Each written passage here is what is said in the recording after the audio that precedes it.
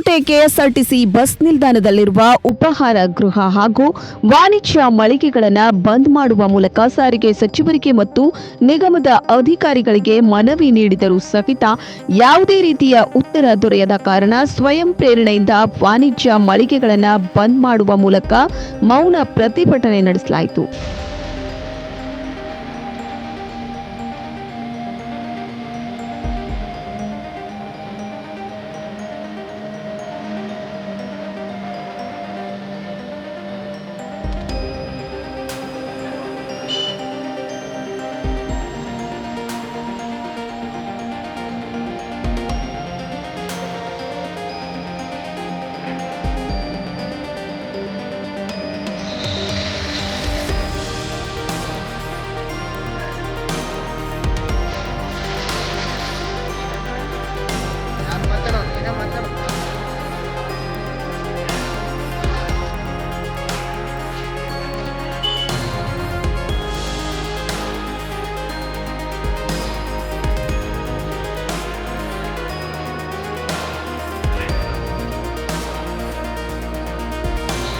March ತಿಂಗಳಿಂದ COVID-19 ಮಹಾಮಾರಿ ರೋಗ ಉಲ್ಬಣವಾದ ಕಾರಣ ಸರ್ಕಾರವು ಲಾಕ್ಡೌನ್ ಮಾಡಿದ್ರಿಂದ ಉಪಹಾರ ಗೃಹ ಮತ್ತು ವಾಣಿಜ್ಯ ಮಳಿಗೆಗಳಲ್ಲಿ ಕೆಲಸ ಮಾಡುವ ಕೂಲಿ ಕಾರ್ಮಿಕರಿಗೆ 2 ತಿಂಗಳ ಸಂಬಳ ಸಹ ನೀಡಲು ಆಗದೇ ಇರುವ ಮಾಲೀಕರು ಇಂತಹ ಸಂದರ್ಭದಲ್ಲಿ ಮಳಿಗೆಗಳನ್ನು ನಡೆಸಲು ಕಷ್ಟಕರ ಸ್ಥಿತಿಯಲ್ಲಿದ್ದಾರೆ.